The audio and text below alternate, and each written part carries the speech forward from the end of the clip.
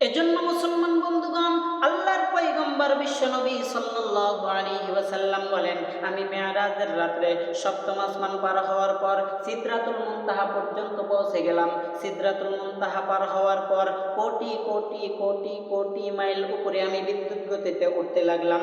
যাইতে যাইতে যাইতে যাইতে আমি দেখলাম ওই জায়গাগুলো আল্লাহ পাক ফাঁকা রাখেন নাই, ফাঁকা রাখেন নাই, শুধু পানি আর পানি, পানি আর পানি, পানি আর পানি, অন্ধকার অন্ধকার অন্ধকার অন্ধকার। ওই জায়গাগুলো পার হওয়ার পর আমি বিশ্বনবী যখন আরো উপরের দিক করতে লাগলাম, যাইতে যাইতে আমি বিশ্বনবী দেখতে পাইলাম একটি চেয়ার দেখা যায়, একটি কুরসি দেখা যায়, যেই চেয়ার সম্পর্কে আল্লাহ পাক রব্বুল আলামিন কোরআনে হাকিমে সূরাতু আলে ইমরানের মধ্যে বলে দিয়েছেন, ওয়াসিআ কুরসিয়ুহুস সামাওয়াতি ওয়াল আরদ। আল্লাহ পাক রব্বুল আলামিন ওই চেয়ারটা এমনি এমনি বসিয়ে রাখছেন তা নয়, আল্লাহ পাক রব্বুল আলামিন ওই চেয়ারটাকে সম্মানিত চারজন ফেরেশতার কাঁধে বহন করিয়ে রাখছেন।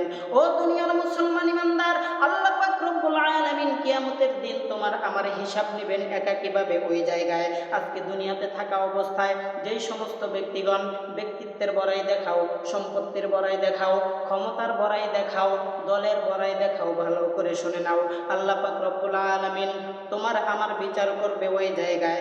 ওই জায়গার মধ্যে কোনো ব্যক্তিত্বের বড়াই খাটবে না, ক্ষমতার বড়াই খাটবে না, সম্পত্তির বড়াই খাটবে না, দলের বড়াই খাটবে না।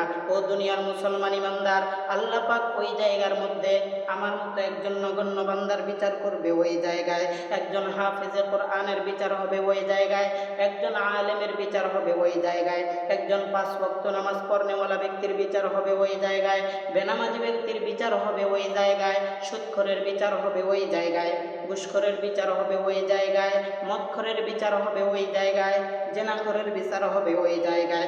ও দুনিয়ার মুসলমান ইমানদার, যেই সমস্ত আলেমগণ আল্লাহর কোরআনের কথা বলতে গিয়ে, রাসূলুল্লাহর হাদিসের কথা বলতে গিয়ে ষড়যন্ত্রের মাধ্যমে 13টা বছর জেলখানায় কারারুদ্ধ অবস্থায় রাখা হয় এবং ষড়যন্ত্রের মাধ্যমে দুনিয়া থেকে বিদায় করে দেওয়া হয়, তারও বিচার হবে ওই জায়গায়।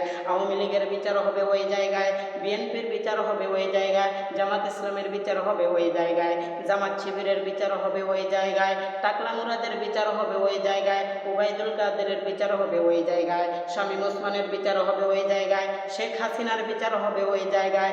যেই সমস্ত ব্যক্তিগণ আলেমদেরকে কটাক্ষ করে বলেছিল খেলা হবে, তাদেরও খেলা হবে ওই জায়গায়।